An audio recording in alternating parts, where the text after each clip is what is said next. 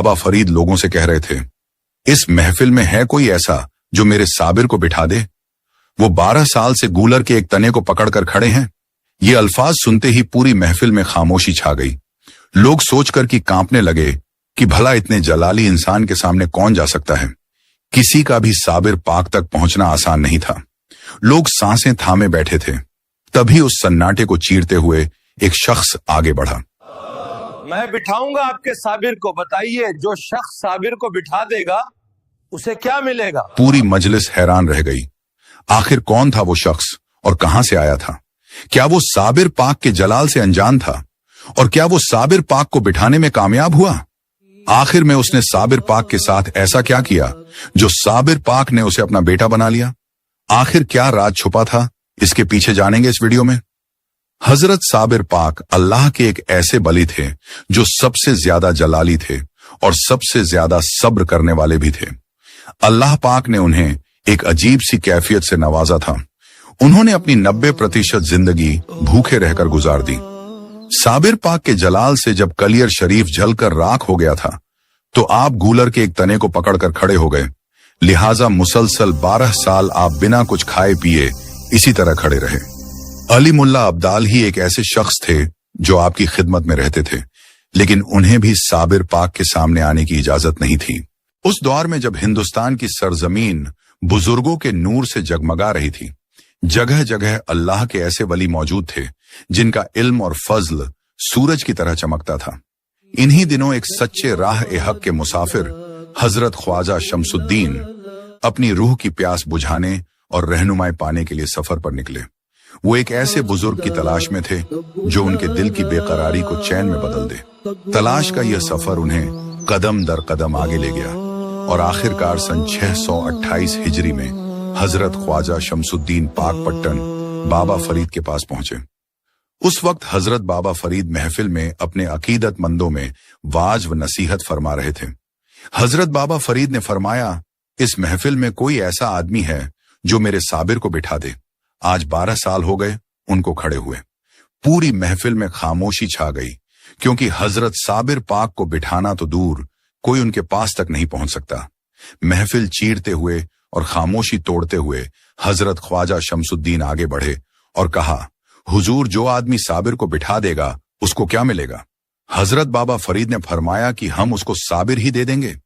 ये सुनकर हजरत ख्वाजा शमसुद्दीन की रजामंदी पर हजरत बाबा फरीद ने आपको अपने पास बुलाकर फरमाया, खबरदार हजरत, मखदूम साबिर पाक के सामने हरगिज ना जाना, बल्कि उनकी पुश्त की ओर से उनके पास जाना और उनकी खिदमत में रहकर उन्हें बिठाने की कोशिश करना। जा बेटा, अल्लाह तुम्हारी मदद करेगा। और बेटा, कलियर शरीफ जाते वक्त साबिर पाक का नाम पढ़ते रहना। लिहाजा हजरत ख्वाजा शमसुद्दीन 29 दिन का सफर तय करने के बाद कलियर शरीफ पहुंचे। कलियर शरीफ से 12 कोस की दूरी पर उन्हें अली मुल्ला अब्दाल मिले। हजरत ख्वाजा शमसुद्दीन ने कलियर आने का सारा हाल अली मुल्ला अब्दाल को बताया।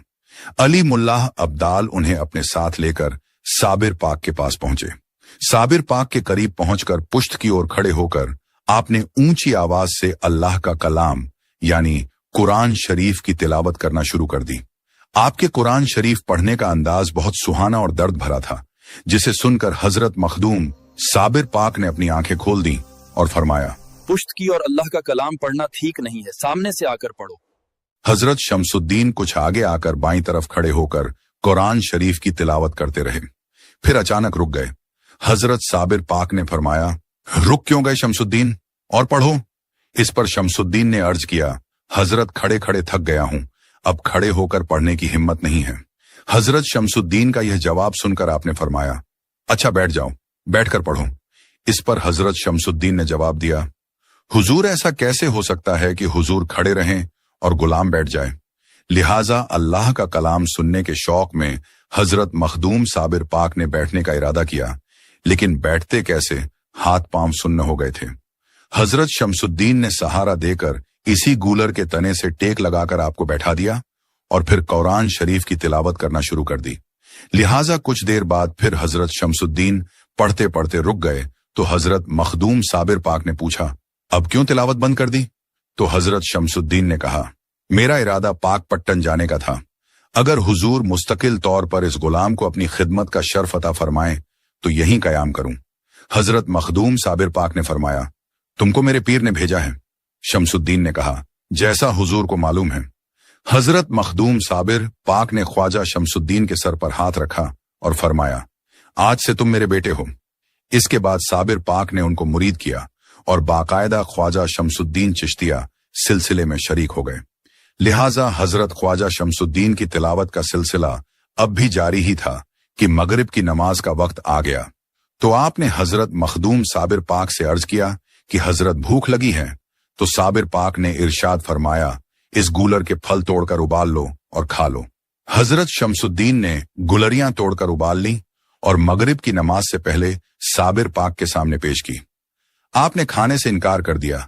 इस पर हजरत शमसुद्दीन ने कहा, यह कैसे मुमकिन है कि हुजूर नहीं खाए और मैं खाऊं? तो हजरत मखदूम साबिर पाक ने भी ये गुलरियां खाई। फिर हजरत शमसुद्दीन ने आपको वुजू कराया और पीर मुरीद दोनों ने मगरिब की नमाज अदा की। हजरत मखदूम साबिर पाक ने शमसुद्दीन को हिदायत दी कि बेटे रात के वक्त मेरे पास मत आना, तुम्हें सुबह आने की इजाजत है। लिहाजा हजरत शमसुद्दीन दूर जाकर रात बसर करते और तहज्जुद के वक्त हजरत साबिर पाक के पास आते और 3 बार आपके कान में सलाम कहते तो उनको होश आ जाता।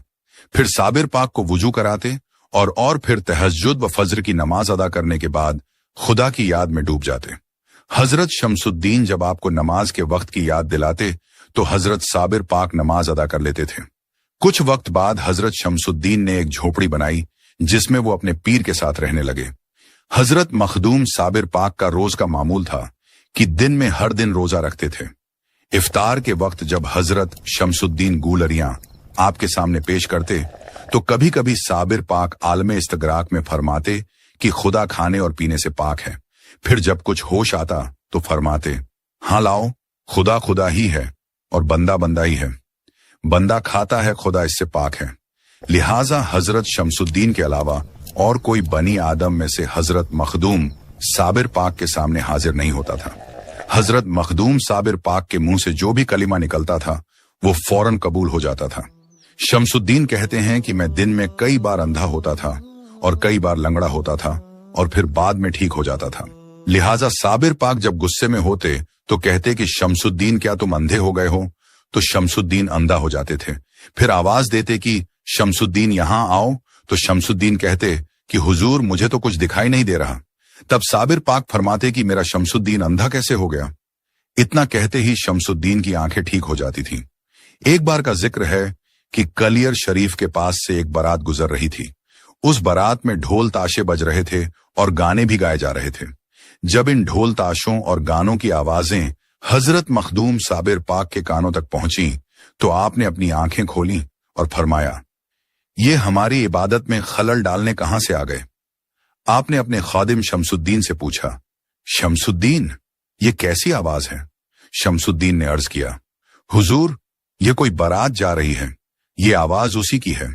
तब आपने फरमाया, शमसुद्दीन जो प्याला तुम्हारे पास रखा है उस बारात का ध्यान करके इस प्याले को उल्टा कर दो। शमसुद्दीन ने जैसे ही प्याला उल्टा किया, अचानक बारातियों को चारों तरफ पहाड़ ही पहाड़ नजर आने लगे। उन्हें आगे कोई रास्ता ही नहीं मिला। सब परेशान हो गए और वहीं रुक गए। जो लोग बारात से आगे निकल चुके थे वो बहुत परेशान हुए कि अब तक बारात क्यों नहीं पहुंची। लिहाजा बारात जब 4 दिन तक गायब रही तो कुछ लोग दिल्ली पहुंचे और हजरत निजामुद्दीन की खिदमत में हाजिर हुए और अर्ज किया, हुजूर हमारी बारात 4 दिन से गायब है, न कोई खबर है न पता। हजरत निजामुद्दीन औलिया ने फरमाया, कल तुम्हारी बारात सही सलामत पहुंच जाएगी। इसके बाद आपने एक खत लिखा और अपने खास मुरीद मोहम्मद अफजल अब्दाल के हाथ कलियर शरीफ हजरत साबिर पाक की खिदमत में भेजा। खत में लिखा था, हुजूर इन लोगों की गलती को माफ कर दीजिए, इनसे भूल से खता हो गई है। खत पढ़कर हजरत साबिर पाक ने शमसुद्दीन से कहा, शमसुद्दीन प्याला सीधा कर दो। जैसे ही प्याला सीधा किया सब पहाड़ हट गए और बारातियों का रास्ता साफ हो गया। मोहम्मद अफजल अब्दाल ने बारातियों से जाकर कहा, अब रास्ते में गाना बजाना बिल्कुल मत करना। निजामुद्दीन महबूब ए इलाही की वजह से तुम्हारी गलती माफ हुई है और तुम्हें रास्ता मिला है। लिहाजा एक बार हसन कव्वाल जो कि हजरत बाबा फरीद का कव्वाल था, उसने हजरत बाबा फरीद से कहा कि हुजूर आपके खुलफाओं को देखने को जी चाहता है। हजरत बाबा फरीद ने इजाजत दे दी, लिहाजा इजाजत लेकर हसन कव्वाल दिल्ली पहुंचा। यहां उसकी हजरत निजामुद्दीन औलिया से मुलाकात हुई। हजरत निजामुद्दीन महबूबे इलाही ने कव्वाल की खूब खातिरदारी की और चलते वक्त बहुत सा इनाम खुद भी दिया और अपने सारे मुरीदों से भी दिलवाया। कव्वाल ने खुश होकर दिल्ली से कव्वाली गाते हुए कलियर की राह ले ली।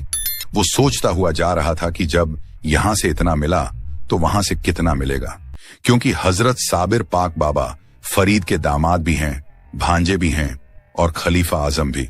जब हसन कव्वाल कलियर शरीफ पहुंचा तो उसने देखा कि कलियर में चारों तरफ वीरानी ही वीरानी है और हजरत साबिर पाक गूलर की एक टहनी पकड़े खड़े हैं। हजरत ख्वाजा शमसुद्दीन तुर्क ने उन लोगों से हाल मालूम किया तो पता चला कि ये हजरत बाबा फरीद के कव्वाल हैं। तो ख्वाजा शमसुद्दीन ने उनके रहने का इंतजाम किया और कहा, जब साबिर पाक की हालात ठीक होगी तो आपको उनके सामने पेश कर दूंगा।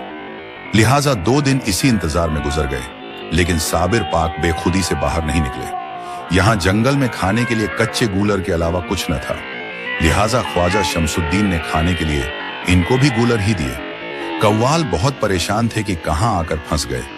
सूखे गूलर इनके हलक से कैसे उतरते, क्योंकि ये लोग तो तरने वाला खाने वाले थे और हजरत सुल्तान औलिया शेख निजामुद्दीन महबूबे इलाही के यहाँ की दावतें खाए हुए थे। लेकिन यहाँ इसके बिल्कुल उल्टा था। लिहाजा कई दिनों बाद हजरत साबिर पाक इस्तगराक की हालत से बाहर आए तो ख्वाजा शमसुद्दीन ने कहा, हुजूर पाक पट्टन से हसन कव्वाल आया है।